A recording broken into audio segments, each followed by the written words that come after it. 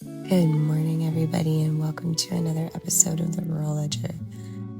I'm Anna Beatty, broadcasting from a modest homestead nestled in Grey Highlands.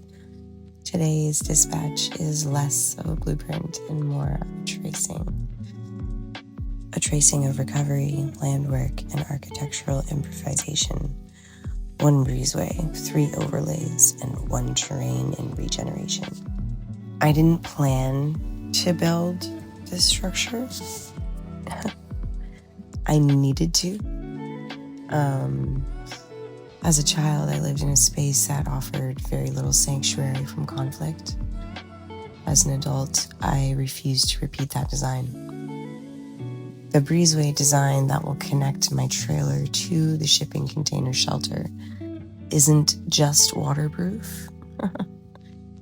It's memory proof.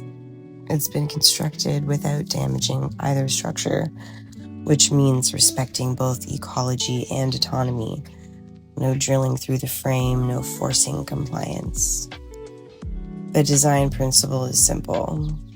Create joinery without violence. So if we look at architecture as a nervous system in trauma-informed design, that safety must be pre-verbal, meaning we feel it before we think it. The breezeway and homestead layout emerged from this knowing. And it makes sense. I mean, if you think about when you're feeling some strong emotion, I know for myself, my hand immediately goes to my heart because that's where I feel. In this space, it shields my animals and my family from wind, frost, and excess noise, obviously. But it also cradles the entryway without overclaiming any land. This also creates a transition between internal and external zones without severing them. The structure is a literal interface for shelter-informed recovery. AMR and the animals. So AMR is Ancestral Music Re-Patterning. This is a protocol of my own design that I use daily. Each morning between 6 and 8 a.m., I hold AMR sessions with my livestock. Because I now know that these shared somatic rhythms regulate my own, the animals in return shift as well. Since beginning morning AMR sessions, my ducks, who had stopped laying due to the heat wave we had there in the end of July, have resumed daily eggs.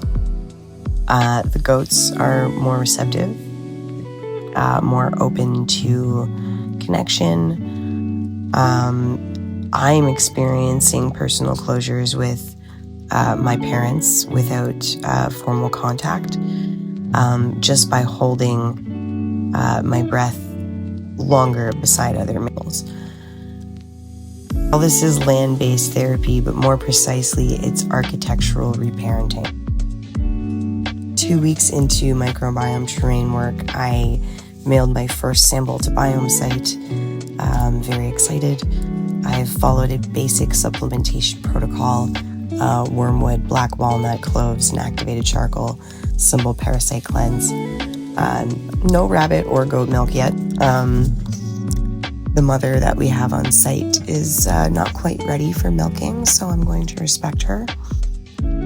But with the duck eggs daily and kimchi, always kimchi,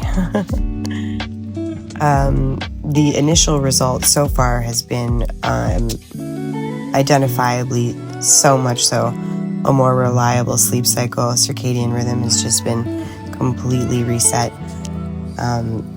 Severely reduced anxiety. New internal confidence in navigating food. Without restriction.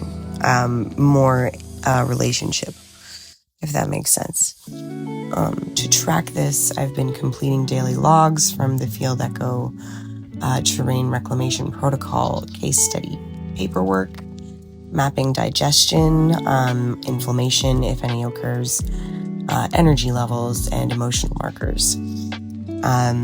My most noted finding is understanding my internal terrain has made the land feel less wild and more reciprocal. Housing, food, dignity. One system.